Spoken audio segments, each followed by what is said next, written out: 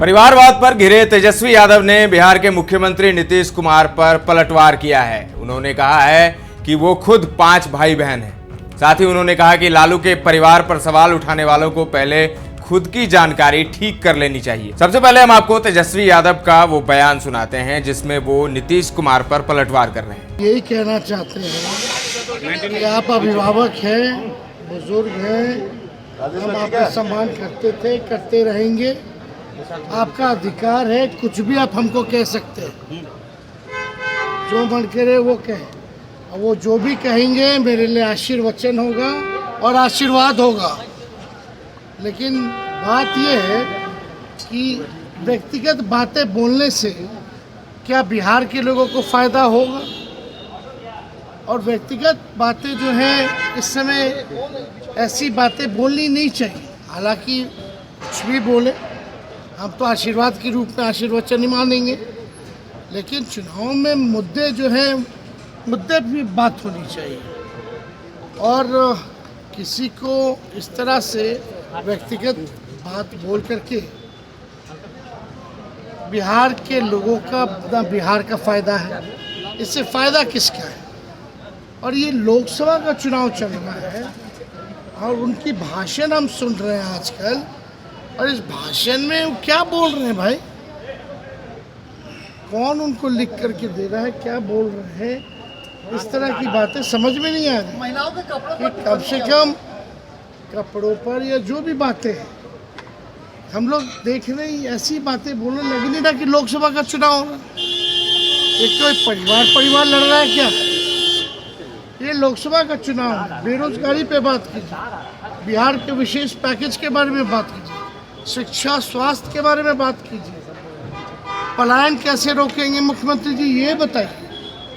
लेकिन इस तरह की भाषा, और आपको भी याद होगा 2020 में भी उन्होंने क्या कहा था, हमारे परिवार के ऊपर भद्दी बातें बोली थी, आप लोगों ने भी देखा होगा। तो हम तो इस पर ज़्यादा कुछ नहीं कहेंगे, हम तो भगवान से यही प्रार्थना करेंगे स्वस्थ रहें, सुखी रहें। बिहार की सत्ता पर काबिज नीतीश कुमार के नेतृत्व वाली एनडीए सरकार इन दिनों तेजस्वी को परिवारवाद के मुद्दे पर घेर रहा है। लालू राबड़ी के बच्चों की गिनती करने पर तेजस्वी ने देश के बड़े नेताओं के परिवार में भाई बहन और उनके बच्चों की पूरी लिस्ट गिना डाली है। तेजस्वी का कहना है कि जो लोग लालू परिवार पर सवाल उठा रहे हैं उन्हें अपनी जानकारी ठीक करनी चाहिए। संविधान निर्माता बाबा साहब अम्बेडकर 14 भाई बहन थे, सुभाष चंद्र बोस भी 14 भाई बहन थे, नीतीश कुमार खुद 5 भाई बहन हैं, अटल बिहारी वाजपेयी 7 भाई बहन थे। उन्होंने आगे कहा कि पीएम मोदी जी भी 6 भाई बहन हैं, अमित शाह खुद 7 भाई बहन हैं, तेलंगाना के पूर्व मुख्यमंत्री चंद्रशेखर राव 10 भाई बहन, पूर्व प्रधानमंत्री देवेगौड़ा और नरसिम्हा राव के भी कई बाल बच्चे हैं। तेजस्वी यादव ने कहा कि जब निशाना साधने की बात होती है तो केवल इन लोगों के सामने लालू परिवार ही आता है।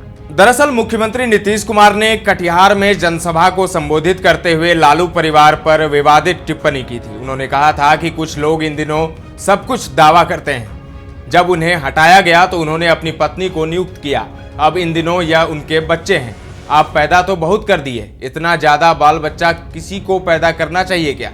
लेकिन इतना क्या, अब उन्होंने अपने बेटे बेटियों को सबको शामिल कर लिया है। वह हर जगह कुछ न कुछ कहते रहते हैं, पुरानी बातें भूल जाते हैं। इसीलिए मैं सबको बताना चाहता हूं कि कोई भी काम नहीं हो पाता था बाहर, कोई सड़क या शिक्षा नहीं थी। तेजस्वी ने ही सिर्फ पलटवार नहीं किया है, बल्कि उनकी बहन रोहिणी आचार्य ने भी रामचरितमानस की पंक्तियों का सहारा लेकर नीतीश कुमार पर हमला बोला है। रामचरितमानस काफी हाईलाइटेड रहा है मीडिया में। आपको पता होगा कि महागठबंधन सरकार में आरजेडी कोटे के शिक्षा मंत्री प्रोफेसर चंद्रशेखर लगातार आपत्तियां कर रहे थे रामचरितमानस को लेकर। अब राजद अध्यक्ष लालू प्रसाद यादव की बेटी ने उसी रामचरितमानस की पंक्तियों का इस्तेमाल मुख्यमंत्री नीतीश कुमार को जवाब देने के लिए किया है। सारण लोकसभा क्षेत्र से पूर्व केंद्रीय मंत्री राजीव प्रताप रूढ़ी के खिलाफ उतरी रोहिणी आचार्य ने सीएम नीतीश कुमार पर निजी हमले के लिए मानस के सुंदरकांड की पंक्तियों को बदल डाला है। उन्होंने पंक्तियां बदलते हुए मुख्यमंत्री नीतीश कुमार के बेटे और पत्नी पर निशाना साधा है।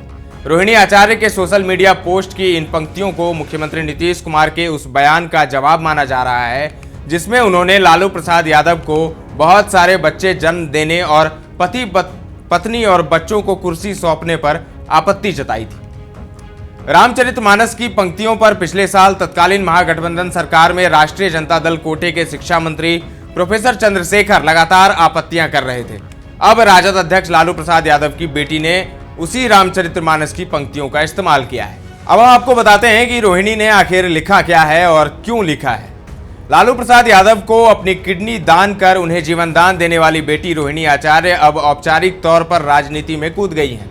वह राजनीति में नहीं थी, तब भी लालू के विरोधियों पर हमले के लिए जानी जाती थी। जनवरी तक बिहार में चल रही महागठबंधन सरकार के गिरने की आशंका भी रोहिणी के सोशल मीडिया पोस्ट से ही सही हुई थी, जब उन्होंने सीधे सीएम नीतीश कुमार पर हमला बोला था। इस बार चुनाव में उतरी रोहिणी ने कुछ देर पहले सोशल मीडिया पर लिखा है, यश और कर्म गुणवान, जहां कुमति तहां पूत परिवार पर विपत्ति निधाना। रोहिणी ने चूंकि रामचरितमानस के सुंदरकांड के दोहे को बदल डाला है, इसीलिए इसका सीधा अर्थ किसी किताब में नहीं मिल सकता है। जहां तक भाव का सवाल है तो कर्मकांड के जानकार पंडित शशिकांत मिश्र इसका अर्थ समझाते हैं और कहते हैं कि शायद उनका आशय यह होगा, सद्बुद्धि के कारण पूत यानी पुत्र, यश यानी धन वैभव पहचान, कर्म यानी सुखी संपन्न परिवार और गुण प्रगति के पथ पर अग्रसर लालू परिवार को मिला है। दूसरी ओर चूंकि कुमति के कारण पूत परिवार पर विपत्ति है, संभवतः नीतीश कुमार के बेटे और मृत पत्नी को लेकर यह बातें कही गई हैं, क्योंकि पिछली बार भी जब नीतीश एनडीए में थे तो लालू परिवार से ऐसी बात सामने आई थी।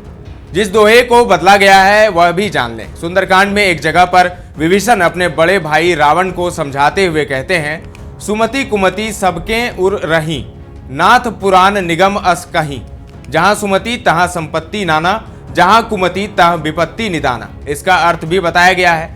पुराण और वेद ऐसा कहते हैं कि सद्बुद्धि यानी सुबुद्धि और कुबुद्धि सभी के हृदय में रहती है। जहां सुबुद्धि है वहां कई प्रकार की सुख संपदाएं रहती है, जहां कुबुद्धि है वहां परिणाम में विपत्ति रहती है। मुख्यमंत्री नीतीश कुमार का जवाब देने के लिए रोहिणी आचार्य ने मानस के इन्हीं दोहे को अपने हिसाब से बदलकर इस्तेमाल किया है।